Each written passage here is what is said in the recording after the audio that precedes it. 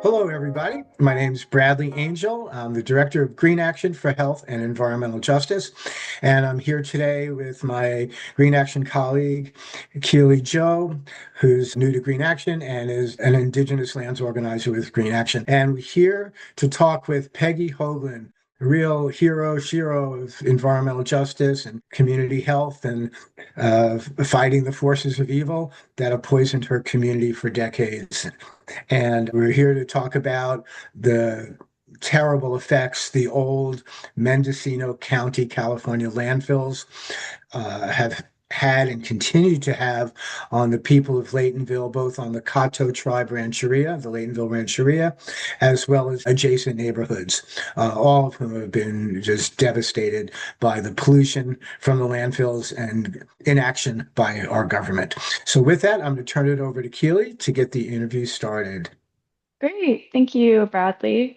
Peggy, I am so excited to talk to you today and to get to hear more about your story. How about we start off by you telling us a little bit about yourself and your background? Well, in 1950, the county opened their first open burn dump. Louis was 5 years old, a quarter mile from the Laytonville Rancheria. And in 1968, because of very unsanitary conditions, which it was, we all used it, had bought in 34 acres right up against the Laytonville Rancheria. So this is where they moved their dump. So for the next 24 years, they actually burned everything up there. And a lot of illegal things was put there. But if you take into consideration that first dump, when you pull up there and you look at, you see tires, stoves, cars, refrigerators, batteries, everything. And I realized in 1950, they didn't realize what they were doing. It doesn't make it any less toxic. So when you burn this stuff, now wherever the ashes lands is now contaminated. So the community got the first part of it, and the Rancheria got the last 24 years of it. So you look at 42 years, the whole community was dumped and burned on. Now you're looking at 75 years or so that the leachate has been draining out into the groundwater, which makes it even worse. So in 1993, I had been complaining about the dump. I said, when you burn it, I get a sore throat and flu-like symptoms. This cannot be healthy. But of course, no one listened to me. So in the mid 80s, Richard Azevedo said, you need to start leaving a paper trail, which I did. I started writing to them and saying, please, would you stop burning? I'll do whatever it takes to get a container site there and I'll work with you. I didn't understand in those days how toxic this stuff was. I just knew that when you burn it, I get a sore throat, flu-like symptoms, and I'm tired of it. I'm tired of smelling it. Now I see it. So in 1993, Louis was playing ball with the kids out, basketball, and the darn thing caught on fire. Poof, spontaneous combustion. So I called my supervisor, Jim Betty, and said, Jim, I'm tired. I'm going to chain myself to that dump. You're not going to dump on me anymore. Of course, no one took me serious, but I did. And I didn't just go out and chain myself. I actually went to Rick and Kathy Collinger and said, okay, you're recycling. What can people recycle? We can't take something away, not put something in its place. We need a container site, but they need to know how to recycle. So I stood at the post office for probably the whole summer and said, don't take this personal, but I'm tired of your garbage in my backyard. So this is how you recycle. It wasn't like I was just radical and said, I'm going to chain it. I did my work before I did it. So I chained myself to that down. And I went to jail for the first time in my life. And when I got out of jail, we went to Clem Coughlin and a couple of people, and I took coffee machines down the solid waste because I went in and asked Randy, I want to see the documents on the Laytonville dump. And he pulled out drawers of documents. And I said, I'll be back with a copy machine. And we did. Bill and Florence Bowler and I went back and Clem Coughlin, and we copied everything on the Laytonville dumps, everything. And so that's why I have all the documents, and I have been spreading them around to a lot of people. But I thought in 1993, my thought was, if I can get them to stop dumping and burning, then it'll clean itself up. And wow, we're not real sick. We have asthma and respiratory problems and stuff. And of course, we're fine. So I didn't know there was forever chemicals. Our granddaughter had quit breathing when she was 3 months old. But see, I had asked him in 1987 or so, when I was complaining, they did take a test of the air. And I had the test results, which I hadn't seen. They just told me it was fine. And I trusted him. Okay, the air's fine. There's nothing wrong. So when Marquita was born and we got her out of the car, she started gasping for air. And I thought maybe her lungs were not completely developed, I got worried. We took her back to the hospital. And so the first year of her life, she was in and out of the hospital because she had quit breathing at 3 months old. And I had to do mouth to mouth. We made it to the ambulance. They rushed her to the hospital. They had an ICU. They were running all kinds of tests on her, and they couldn't figure out what was wrong with her. But when I chained myself to the dump and they realized where she lived, they said they were concerned then because they thought, and they said, maybe baby's breathing difficulties is due to chemicals. She lives 150 yards down the hill from Laytonville dump. It's all documented. So when I chained myself, I saw the test results of the air that my baby girl was breathing, and we knew we had to get her out of there. She would not survive. So we had to move. We lost everything. We had our home, we had a pool table, we had a weight room for the kids, we had our swimming pool. I mean, we loved it. Louis was there his whole life. We would never move, but it was either lose our granddaughter or move, and that's why we left. Then they diagnosed Louis's cancer. First, he had a massive heart attack. And then they diagnosed his cancer, stage 4 terminal, his kidney. And that's when I got back and I'm going, now we have a problem here. When you're looking at families, whole families, you look at Doreen, Sally, Gert, Delmer, Cheryl, my Lewis, Robert, Jenny, Dave, Daryl, Darnell, Sharon, Frida, Karen, Willard, Mervyn, Amy. You look at all these people, and there's a lot more now that I can't say their names because they haven't died. These people have all died with cancer. That's just on the Rancheria. So I've been trying to get people to understand that we do have a real problem here, that every dump is contaminated. And no, it does not clean itself up like I thought it would. And there are things they call forever chemicals that people can get in them, and they're going to get sick eventually. You're looking at Mendocino County is responsible, the state, because Waste Management, which is now Cal Recycle, they didn't do their job, and the Bureau of Indian Affairs, the BIA, did not do their job. I can prove this. I have documents to prove what I'm telling you. Nobody has ever done their job that they should have done back then. Had they done their job, we might have been able to save some people. But right now, the agencies still are not doing their job. Now, when you talk about what do I want? Well, for one thing, I would like the truth to be known. Instead of saying, well, that's just Peggy and let's just discredit whatever she's saying. Everyone knows every dump is contaminated. Neither one of these dumps have a liner underneath them. And I can show you how it's draining off all the sites. So it's going to continue draining. People are going to continue to get sick. And now I know a family has moved 2 little bitty boys right across from the Laytonville dumps. And I'm so concerned about them. So we want the truth to be known. Everyone needs to know what is really happening there. And I'm not saying I want to force people to move. But if you're living there and someone says you're being poison polluted, most likely you might look at your children and want to move. I say the people that want to remove should be relocated. I don't want children getting sick. My husband said, get these kids out of harm's way. I lost Lewis in 2018, cancer.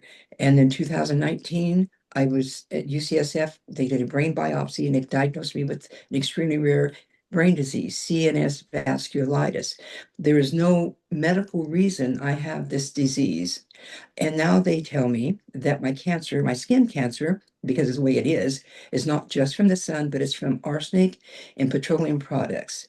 So I do have my own medical problems. And I hope I'm not talking too fast. But after my diagnosis and they opened my brain up, I have slowed down a lot. So hopefully you can understand me. But that's kind of like my history. We've been poisoned and polluted. Since I lost my Lewis, I have been homeless twice, moved 5 times, almost died twice, been diagnosed with a brain disease, had 3 mini strokes.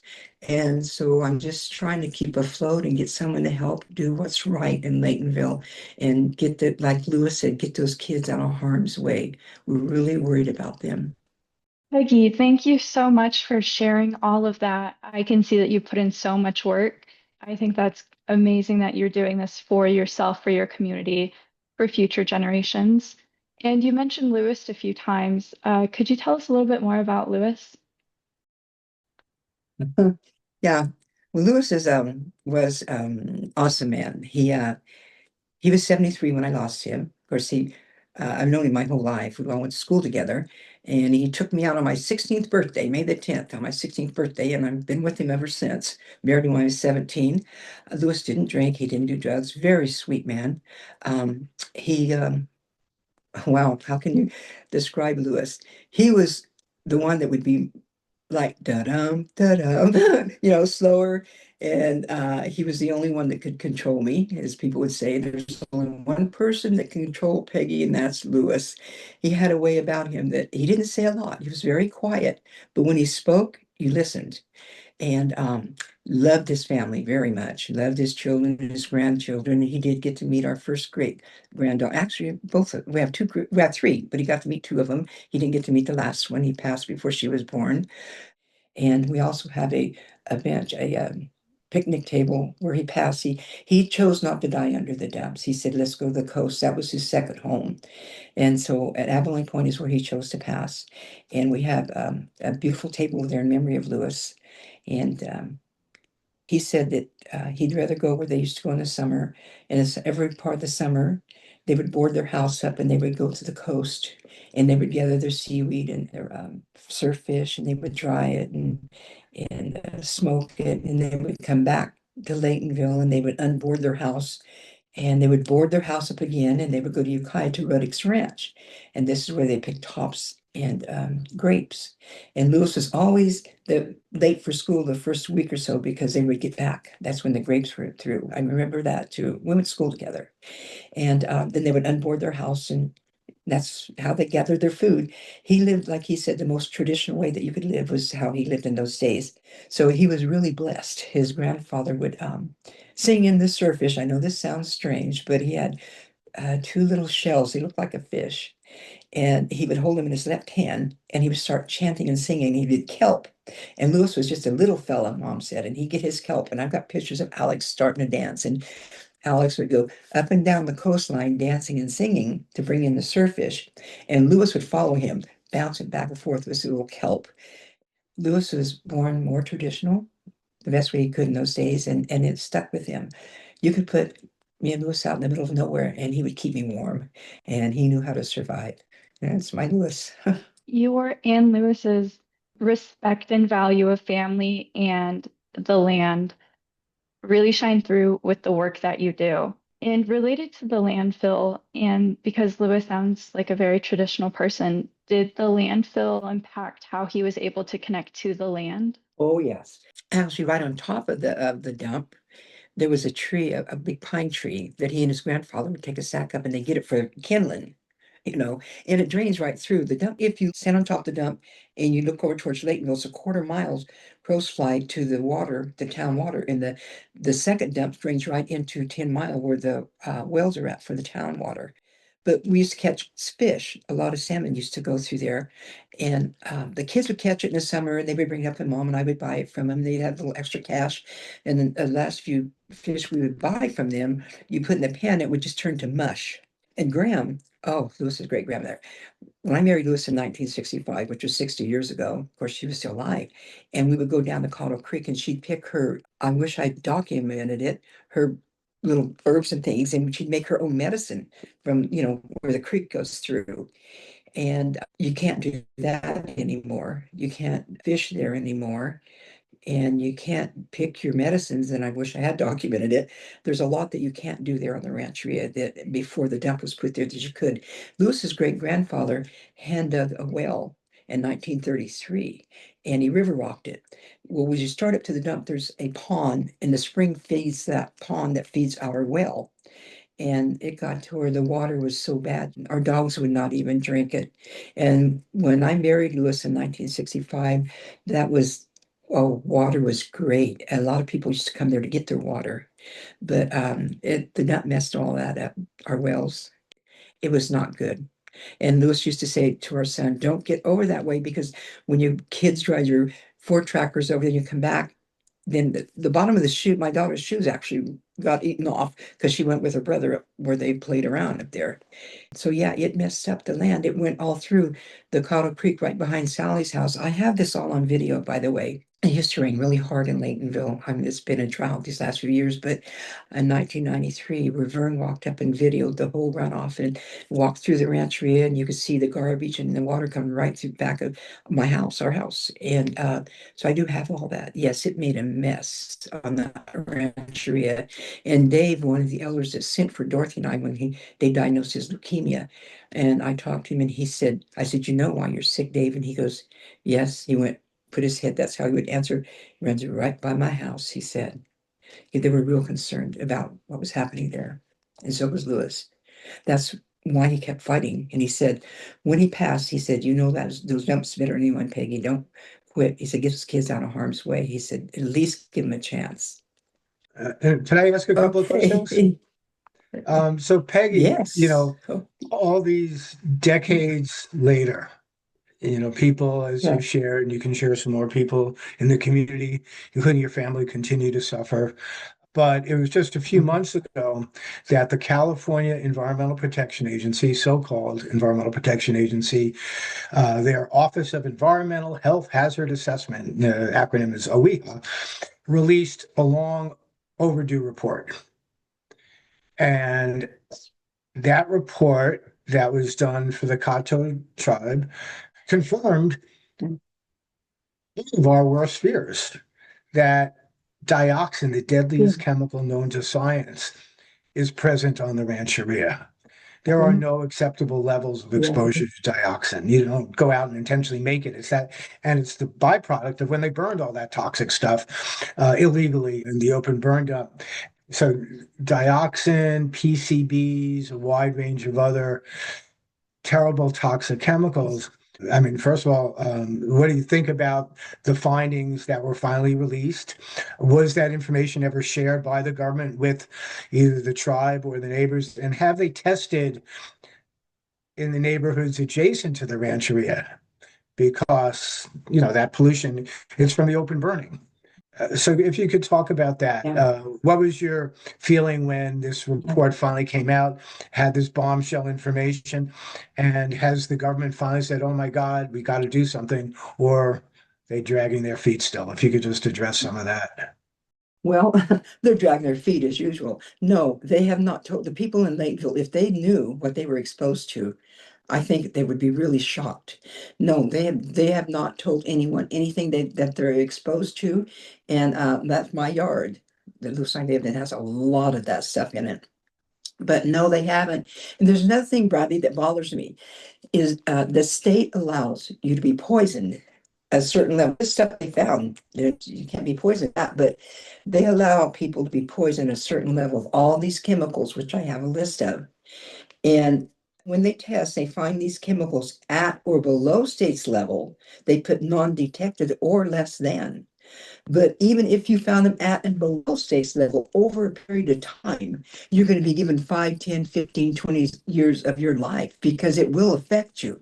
And another thing that bothers me that they don't explain to people is these chemicals, like the ones I have here, when you combine these chemicals, it's like a toxic soup. And they don't know what that will do to you. You combine what they find above state's level and at below state's level, if you combined all those together, you've got a big problem. And now when you burn them, wherever that ash lands is now contaminated. So people don't understand what's going on here. And I really think that they need to know what's happening, and they don't. And you can't trust these agencies. They're not going to admit about anything. They don't want to tell you that they're poisoning you and you're going to get 5, 10, 15 years of your life. Now, I can say Karen, I love that girl. She has one sister left. She's had 2 open heart surgeries. But Karen was only 62 when she passed. And so she gave a lot of years of her life. And she didn't drink, didn't do drugs. She just lived under the dump her whole life. And if she were alive, she'd be sitting here with me. You know her, Bradley. She's been to all the meetings with me. She's a little girl who just come all the time with me. And she wanted help so bad. She was so afraid because all of her family were dying of cancer. And then that's what she died from. She got sick the last meeting we had that you were there. She'd gotten sick, and within 2 weeks she was gone. So that's what I'm saying. You have to look at it's like families, and there's no way that you're going to see this happen unless they're exposed to some kind of chemicals. And now we know. What can we do to support Mhm. the Cahto tribe and Laytonville residents today? I want what Louis wanted. I want those children out of harm's way. And I know we can continue to, we found everything that they need to know that there is a problem. And I think that if people want relocated, they should be relocated. Like I said, I was homeless twice and moved 5 times because of those dumps. And we moved off the grid because of the dumps. So I want people to get help. And I'm really concerned about those that people, you can have it like Lewis's cancer. He had it for well over a decade and we didn't even know it. Had we discovered it 25, 30 years ago, they told me they could have gone in and just taken the cancer off his kidney and he would still be here. That worries me, thinking that people could be walking around with cancer. I didn't know I had an extremely rare brain disease until I almost died. And so I'm saying we need to help people. There need to be some kind of testing to test for cancer, and I just say get those kids out of harm's way. I really don't like seeing them live there, but there's a lot of people that don't want to move, and that's up to them. But they need to have that option and they need to be told the truth instead of, well, that's just a radical Peggy, there's nothing wrong. Like when Troy Burdock told Amy, there's nothing wrong. That's basically Peggy being a radical. And Amy said, oh, okay. And she died full of cancer. See, that's wrong. You should not be able to do that. You should be able to tell the truth and get them removed, is what I say. Great. Well, thank you, Peggy. Thanks, Keeley, for putting this together.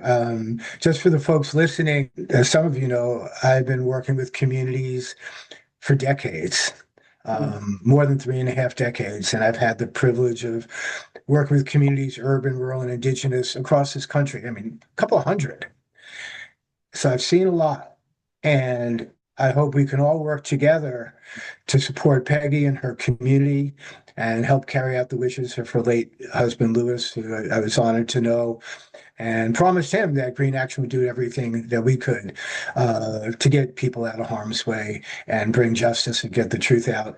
And I just want to say that, the first time I went to Laytonville, and then when I returned, Peggy tracked me down, I don't know, a decade ago after, and Greenaction got involved again. And we drove around. And it's not just some sporadic thing. A person there got cancer and a block away, almost every house. And in all the years and decades I've been doing this work, I've almost never seen anything like this. We're going to continue working with Peggy and the Cahto Tribe and the Laytonville Alliance for Environmental Justice, Peggy's community group, to fight for health and justice. It's really urgent, and the fight goes on.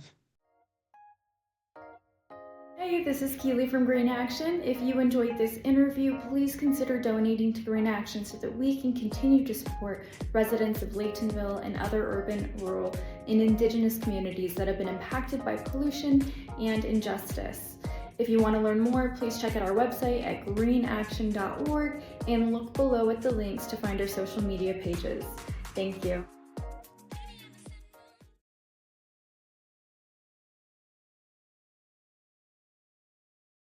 Hi, my name is Louis Hoaglin. I'm chairperson of the Waialike tribe, and I live on the Laytonville Rancheria, and I have stage 4 terminal cancer, and it's caused from the runoff on the dump, on the Laytonville dump.